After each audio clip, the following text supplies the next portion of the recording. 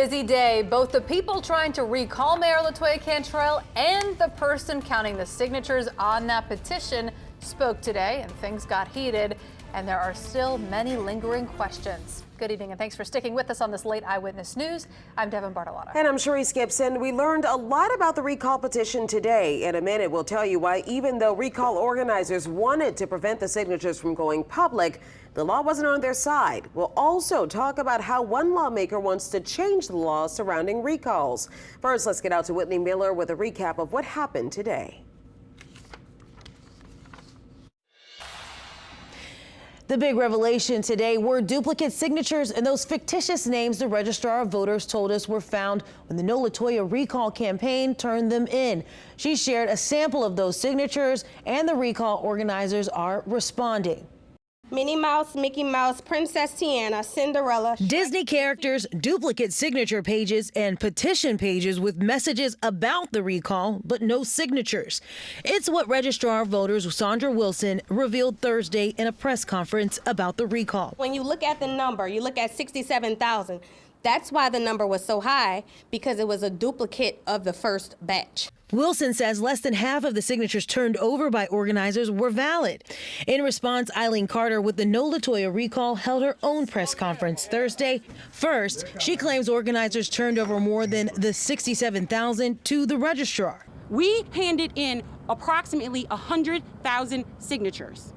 That's what we handed in. Carter says she doesn't understand why her numbers and Wilson's numbers don't match. Watching this week has been really funny and confusing, and that's why we have been quiet, because we were trying to figure out what they were doing, because it's not mathematically possible. WWL TV political analyst Clancy DeBose says that's a big claim. They claim they have copies of them.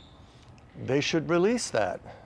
You know, it's a question of, as they say on the street, where's the receipts? Next, Carter says she does know why signatures were duplicated. Here's her explanation. The second batch was partially a full copy of everything that we had. Why? Because we didn't trust that she wasn't going to lose something. We wanted to make sure that we had a fail-safe for us.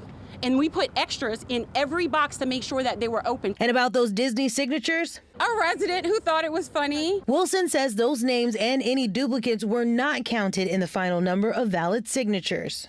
Now, we asked Eileen Carter if she plans to produce proof of the roughly 100,000 signatures collected. She says she saved a copy of all of them, but won't release them until she gets approval from her lawyers. Oh, here's something else the recall organizers brought up a lot today. Earlier in the recall effort, the Times-Picayune New Orleans Advocate pushed the No LaToya campaign to make those signatures public. Now, they repeatedly refused, so the newspaper sued. How the two groups did reach a legal agreement. Now, under that legal agreement, the campaign was supposed to turn over a copy of the petition to the Times-Picayune within an hour of submitting it to the registrar. Well, according to the Times-Picayune, they did, but about 5,000 pages were missing. Now, throughout this entire process, the recall organizers argued they were protecting voter privacy. Eileen Carter got a little emotional today as she addressed a Times-Picayune reporter. Take a listen. So the reason why this couldn't be a private process of voter privacy and rights is because of our own newspaper. Right. And you know what? They're sitting here doing it again, and I will not be bullied. I will not be bullied. We will talk in court. I will not be bullied. And neither will the residents of this city.